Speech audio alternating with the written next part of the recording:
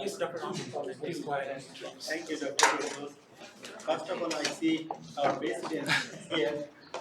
We are really glad to see you here. Thank you for coming, especially just managing difficult time schedule. Okay, so let me tell briefly about the project here. I was teaching last time the Cal 2, especially we do the math courses. Cal 2 is one of the difficult because it deals with a lot of techniques integration. So especially most of the time they face difficulties. So Kris actually initiated this thing. He emailed me, okay, Dr. Rahman, can you do something else to boost up my grade or something? Then I gave them this project. Okay, you can do this project. Then actually Kris McAnally and Daythyn Price and Adam Parker, they started this thing.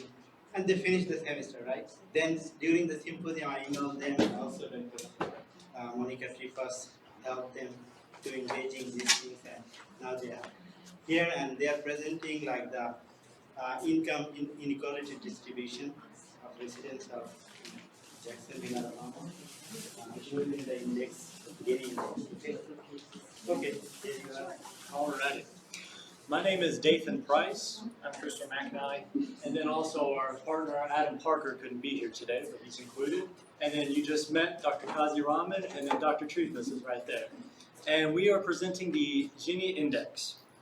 Now, your original thought, what is the Gini Index? Now, is it the amount of guinea pigs a genie in Papua New Guinea has? No, we're measuring economic disparity among population.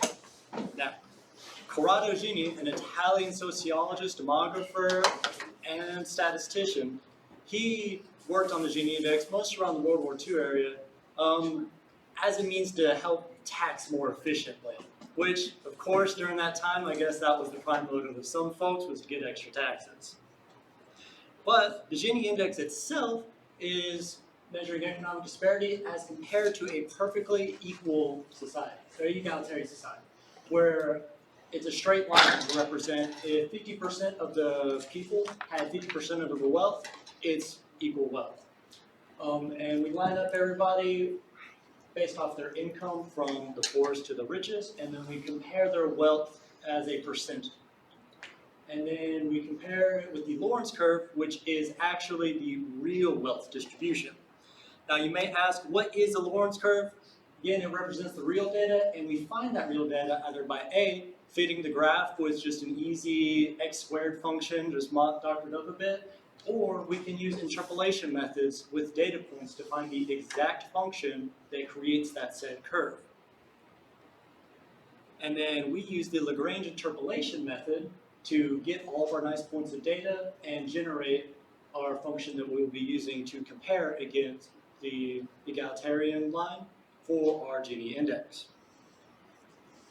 And then here's our nice and pretty formula. Now I know a lot of you are going to gloss over this real quick, but essentially this is taking one point of data out of the lot.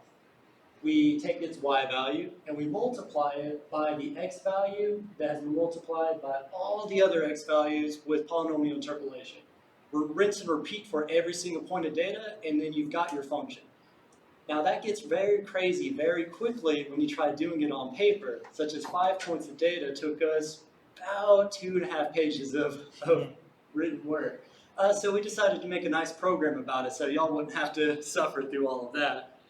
But there are some inconsistencies and errors whenever we do Lagrange interpolation, such as here's the graph outputted of, what was it? It was about 50 odd points of data, because there is a percent error that as you get to higher functions, such as x to the 56th power, that error is to the 56th power too. So we did have to split it up into multiple intervals to keep that error down. But it's not, let's say, one single function that we're using, but many smaller functions. But the output is still the same.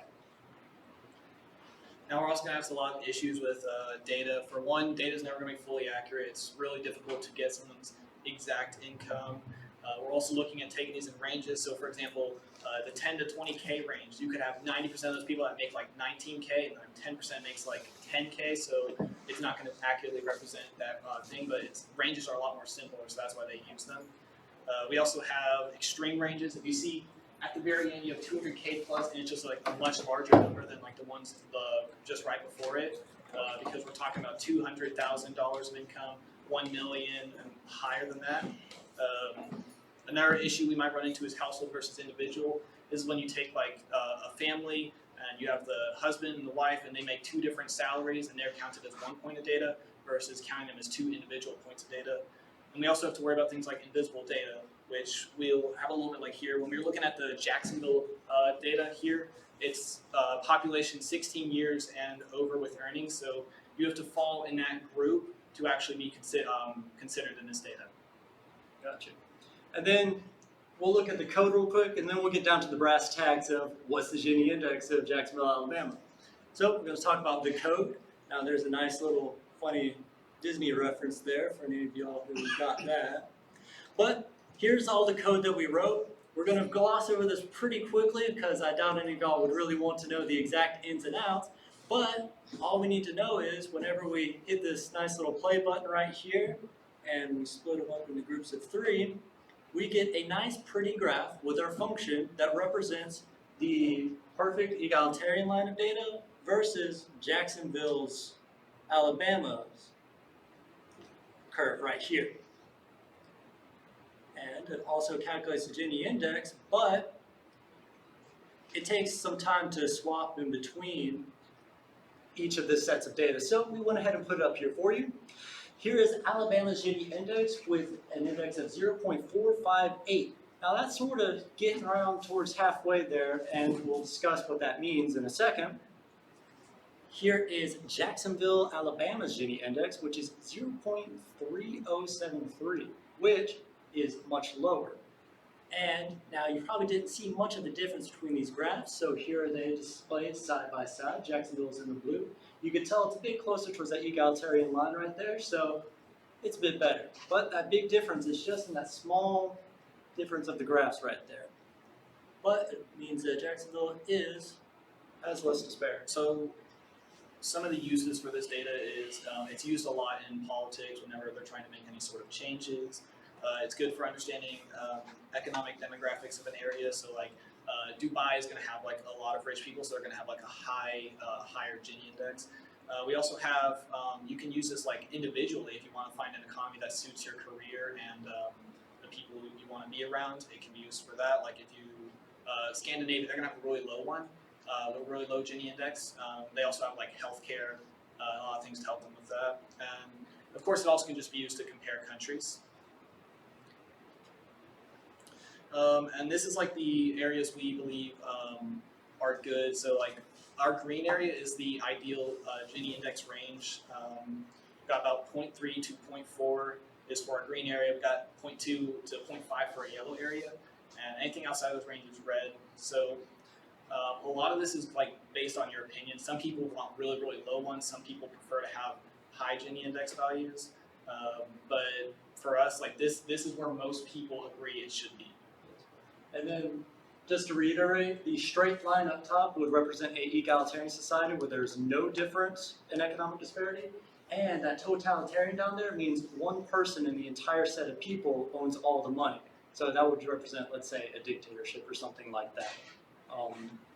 But which one is the yellow one? I see the green one, but which one? I'm saying our yellow area. Oh, it's just that's just a representation of like the good, the bad, the kind of in between. But it's not on the graph, the No, yellow we one. did not color the graph. No, that's just kind of, red light, green light, sort of talk right there.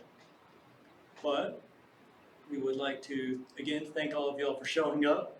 And then we'd also like to acknowledge, yet again, Dr. Kazi, Rahman, Dr. Monica Trifus, and our partner, Adam Parker, as well as the JSU MCIS department, which is the entire reason we're doing this right here today.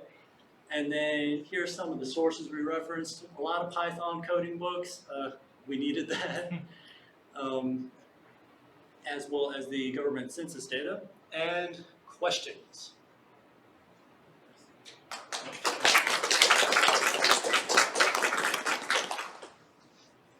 Real quick question. I came in a little late. So what was the algorithm you used for the We used Lagrange interpolation to get the Lorenz curve for the Gini index.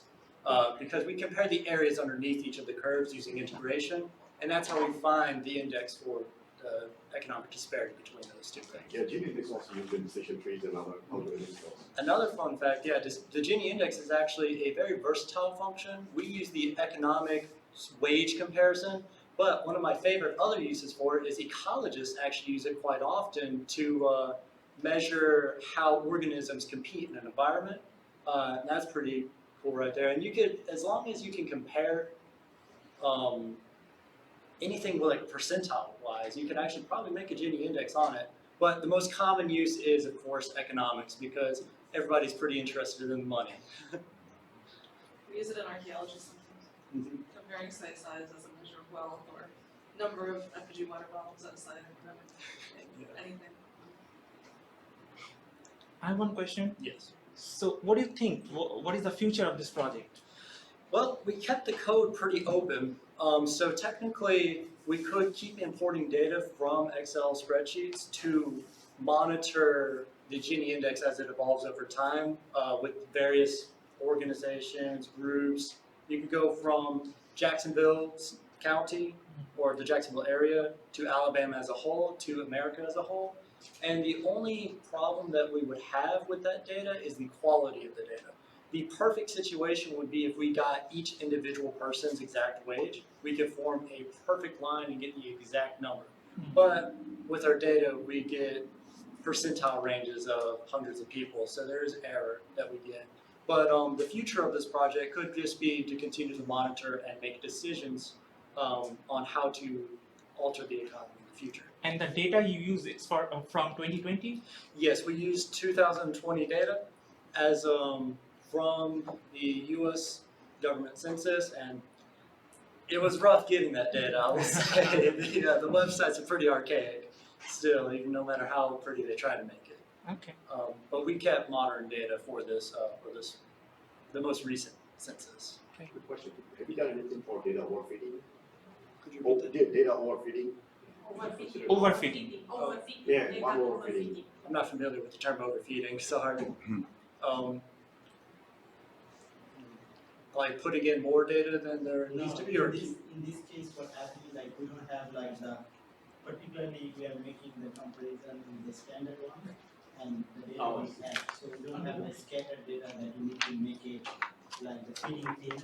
We don't have the situation. oh, No prediction data also. fitting, okay. Yeah, the automatic fitting, it's tempting to do, but we didn't have enough time to actually perform the proper fitting where we do multiple sets of data from different ranges and then doing that. We wanted to do that. We actually ended up doing that for our Alabama Gini Index because the range of the graphs is like, let's say from $0 made to $10,000 made. And then it was in iterations of 10,000 with thousands of people. So we ended up taking the median and the max ranges of data for that and then averaging them, and then we got comparable data to the US Census data. So yeah, it's not implemented in our code, but it can very easily be implemented in there. And it's a useful tactic too. So in fact, they have the range, you know, Yeah. they don't have like scattered. So that's More questions? I'm sorry, I'm just gonna do the comment, I like your choice of question slides. Thank you. Frogs are always a good choice. Yeah, we decided to include that because while talking about the economy, we decided instead of money, what about if we did a frog-based economy? So the joke went around throughout the whole project. So we put our favorite frogs up there. I approve. All right, let us thank our speakers again. Take care. Thank you.